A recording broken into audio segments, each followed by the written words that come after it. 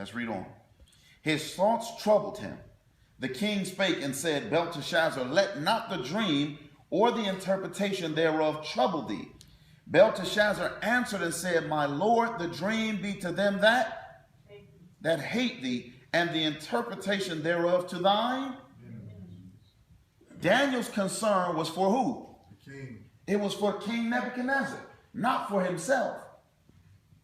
But in spite of his concern for the king, even though he says the interpretation be to those that hate you and to your enemies, verse 20, he continues.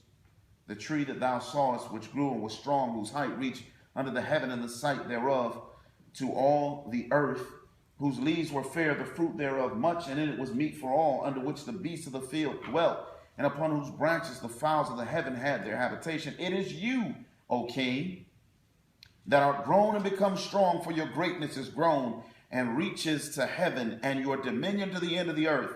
Whereas the king saw a watcher and the Holy One coming down from heaven, and saying, cut the tree down and destroy it, yet leave the stump of the roots thereof in the earth, even with a band of iron and brass and the tender grass of the field, and let it be wet with the dew of heaven, and let his portion be with the beasts of the field, till 7 times pass over him.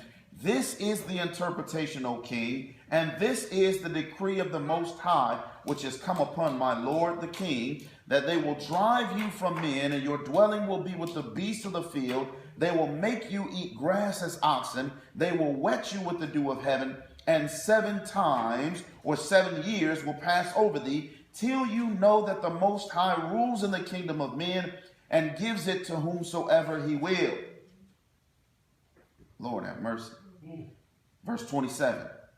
Wherefore, O king, let my counsel, let my what?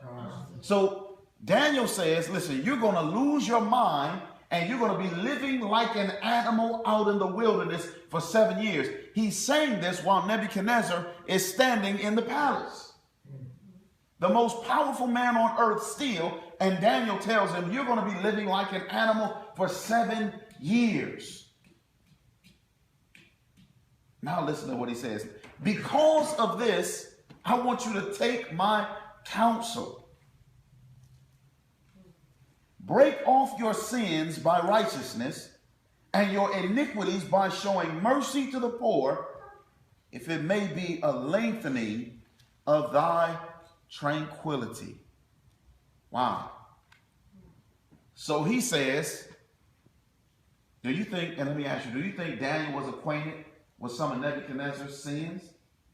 Mm-hmm. Yeah, he's he's the wisest man in all of Babylon, the king's confidant. I'm sure there was a lot of stuff that he saw while he was living there in the palace, walking by a room and hearing or seeing and saying, Lord, have mercy. Let me keep on walking.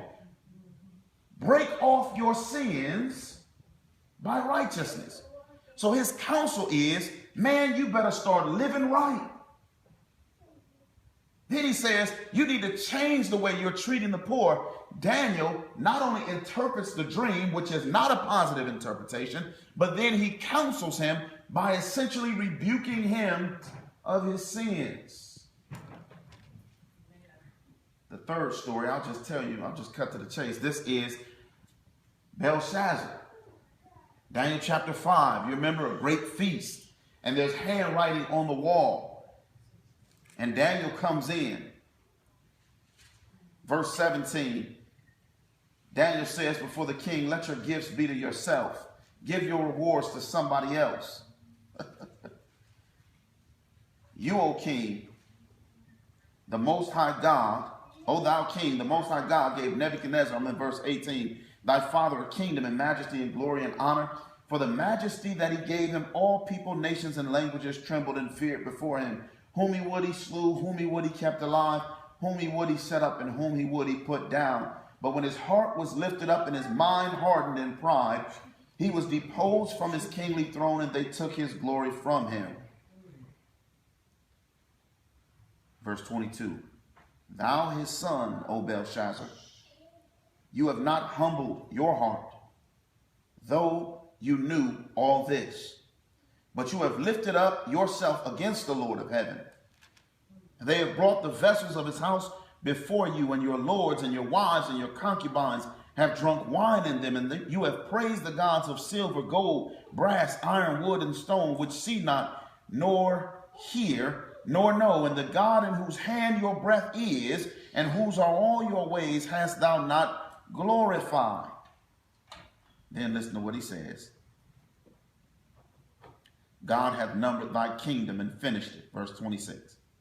You are weighed in the balances and found wanting. Verse 27.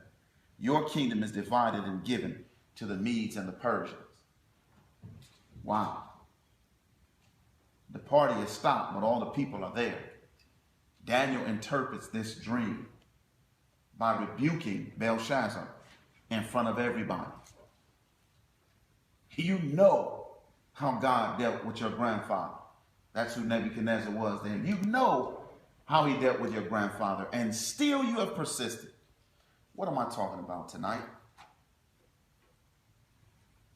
We started with 1 Corinthians 4, verse 2, and we said, what is required of a good steward?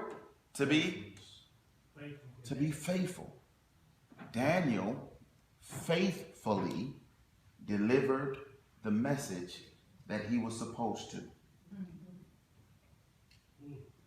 It didn't matter who he was delivering the message to, but he faithfully delivered the message. On 2 occasions, we see that he faithfully